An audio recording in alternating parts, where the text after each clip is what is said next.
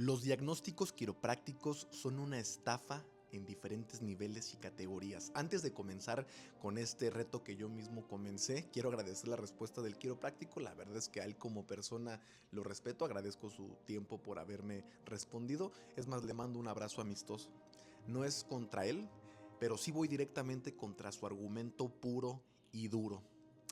Entre doctrina de la quiropráctica y evidencia clínica para decirse un profesional de la salud hay mucho espacio. Quédense hasta el final, de verdad. Este video realmente es para quienes tienen la capacidad de comprender algunos conceptos bastante complejos. Vamos a ver que quiropráctica pues, sostiene argumentos como los que me dio aquí el amigo, que pues van a mezclar varias cositas. Por un lado, la tradición doctrinal con la que nace esta práctica de la quiropráctica, y por otro lado, pues lo que sabemos a partir de la investigación clínica de calidad. No es lo mismo explicar el origen de una idea que demostrar que funciona en la práctica clínica real con pacientes, todo esto basado en evidencia. Y este punto es bien clave para entender por qué conceptos como MOPI, subluxación, interferencias, pues siguen apareciendo en el discurso aunque no estén respaldados por la mejor evidencia disponible. Porque evidencia puede haber demasiada, pero de calidad, nada.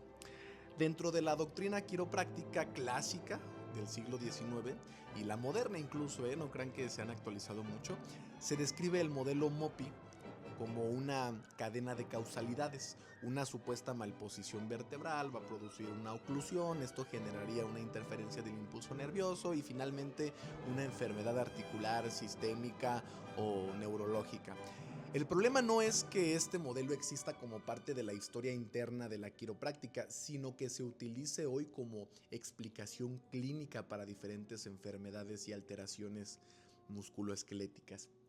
En la literatura científica, pues ahora sí que en las bases modernas de la medicina, de la biología, MOPI no es un constructo validado, no es un golden estándar diagnóstico. No hay revisiones sistemáticas, no hay metaanálisis que confirmen que esta cadena MOPI de causalidades explique de forma fiable enfermedades articulares, neurológicas, sistémicas en humanos. Es decir, MOPI sí funciona como narrativa doctrinal de ellos, pero no como un modelo clínico probado, predictivo, replicable. Y la diferencia es bien importante porque si estamos hablando de profesionales de la salud que se dicen ser, pues hay que apegarse a las reglas que yo no hice. Una idea puede ser coherente dentro de una escuela sin que por eso esté demostrado en la práctica clínica, es bien importante. Algo bien parecido ocurre con el concepto de subluxación en quiropráctica. Para ellos es importante comentarlo porque es con lo que empecé el reto anterior. Incluso dentro de la misma profesión de la quiropráctica, si se puede llamar así, una parte de los quiroprácticos entienden la subluxación como un concepto histórico o filosófico útil para explicar la identidad de la profesión, pero no como una entidad diagnóstica clínica demostrada. Y otra parte va a seguir utilizándola como si fuera una causa directa estructural de múltiples enfermedades. Entonces, pues ahí el concepto sí está muy apegado a la definición de subluxación de la medicina, y el otro lado pues no, el otro va un poquito más filosófico. El problema es que cuando se revisa la literatura de mayor nivel, porque lo que me presentó aquí el quiropráctico pues es literatura o son artículos de muy bajo nivel, son son artículos con muy poca metodología, realmente no tienen fuerza y pues no existen revisiones sistemáticas que respalden que la subluxación, en el sentido incluso quiropráctico del término, sea una causa comprobada de enfermedades sistémicas, articulares o neurológicas. En otras palabras más simples para ti, esto puede ser un concepto de identidad dentro de una tradición, pero no ha demostrado validez clínica como explicación causal amplia de la enfermedad. A partir de ahí entonces pues viene el siguiente punto lógico consecuente de esto, la idea de que estas supuestas subluxaciones generan interferencias y que al corregirlas se pueden tratar o incluso prevenir enfermedades articulares, neurológicas o sistémicas, pues es importante este punto porque pues, aquí ya no hablamos solamente de marcos teóricos que ellos proponen, sino hablamos de promesas clínicas en salud, y cuando este tipo de afirmaciones se dan, pues son muy peligrosas y se tienen que poner a prueba en estudios bien diseñados, con comparadores placebos o sham. El panorama cambia de forma clara en condiciones, por ejemplo, no musculoesqueléticas como el asma. Pues los ensayos clínicos controlados, aleatorizados y las revisiones sistemáticas muestran que la manipulación espinal no va a ofrecer beneficios clínicos relevantes frente a placebo. Es decir, pues cuando se controla el efecto del contexto, la expectativa y el ritual terapéutico de los quiroprácticos, la supuesta corrección de interferencias no va a demostrar modificar de manera relevante el curso de enfermedades sistémicas, porque es lo que muchos defienden también. Esto no invalida que las personas puedan sentirse mejor, ojo aquí, pero sí desmonta la idea de un mecanismo específico de corrección causal de la enfermedad a través de la columna. En este punto muchas veces ya se recurre, como lo hizo el quiropráctico, a la historia de la quiropráctica y sus figuras fundacionales como forma de defensa. Se citan sus textos clásicos como los libros que me dio, y pues se apela a la autoridad de quienes crearon y quienes siguen formando esta doctrina. El problema es que en salud, pues la historia ni los expertos pues no van a funcionar como prueba de eficacia ni eficiencia clínica. Sirve para entender de dónde vienen los ideales, no para decidir si un tratamiento o un diagnóstico en función a sus procesos funciona o no funciona el día de hoy. En los sistemas de evaluación de evidencia, los libros doctrinales y la opinión de autoridad o de expertos, como los que tú me diste, e incluso los artículos que señalaste, pues son niveles bajos de evidencia, no porque sean inútiles, sino porque no pueden responder a la pregunta central: ¿esto funciona mejor que placebo o que otras intervenciones en personas reales, en condiciones y contextos reales? Esa respuesta solo la dan los ensayos clínicos bien diseñados, los cuales no mostraste, y sobre todo las revisiones sistemáticas y metaanálisis que resumen múltiples y múltiples estudios. Ahora bien, reconocer que MOPI, subluxación e interferencias no están validadas como modelos causales de enfermedad, que es obligatorio para decirse ser un profesional de la salud y no un charlatán, no significa negar cualquier efecto de la manipulación espinal, como las manipulaciones de alta velocidad y baja amplitud. Aquí es donde conviene ser bien precisos y honestos con la evidencia.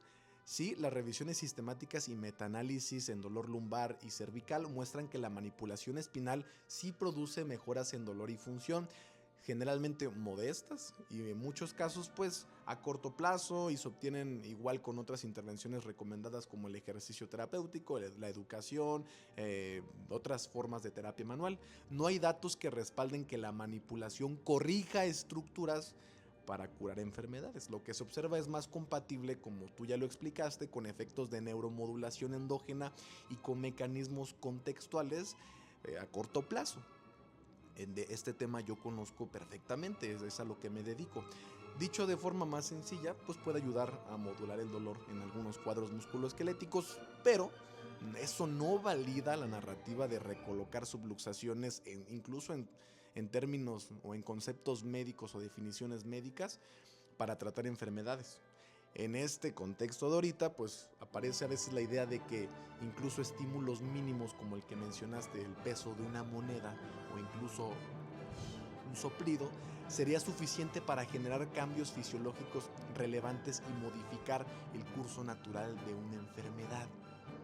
Es bien importante no confundir nivel de análisis. Que el sistema nervioso responda a estímulos pequeños no significa que estos estímulos tengan efectos clínicos específicos y sostenidos sobre enfermedades. Si no, imagínate, cualquier aire pues va a modificar los síntomas de una persona. O sea, es muy irrelevante ese análisis que hiciste y puede ser fácilmente refutado con cualquier otra cosa, incluso con una falacia que yo te podría dar por acá. Ya sabemos que la investigación en terapias manuales pues sí ha demostrado de forma consistente que el placebo, el contexto terapéutico, las expectativas del paciente van a influir de manera muy fuerte en la experiencia del dolor y en la percepción de mejoría del paciente. Cuando se utilizan placebos creíbles, muchos de los efectos atribuidos a mecanismos específicos se reducen muy fuerte. Generar una sensación o provocar una respuesta no es lo mismo que demostrar un beneficio clínico específico capaz de modificar el curso de una enfermedad. Todo esto nos lleva al punto final. Mm, ¿Cómo se toman decisiones en salud hoy?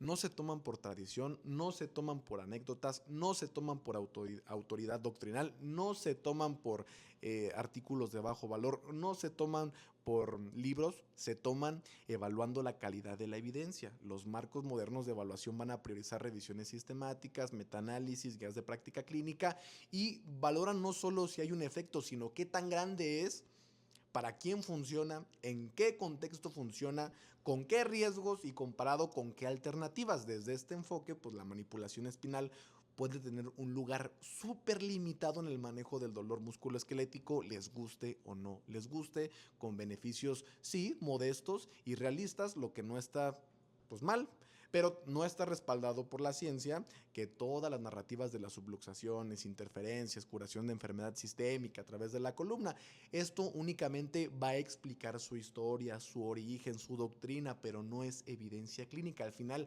la evidencia clínica decide qué se usa, ¿sale? Porque desafortunadamente estamos todos en el mismo sistema y trabajamos con personas donde tenemos que hacernos responsables, tenemos que ser honestos con nuestros tratamientos y pues evidentemente tienen que ser seguros y eficientes. Eficientes, entiéndase por utilizar los recursos menos posibles para la obtención de mayores beneficios posibles.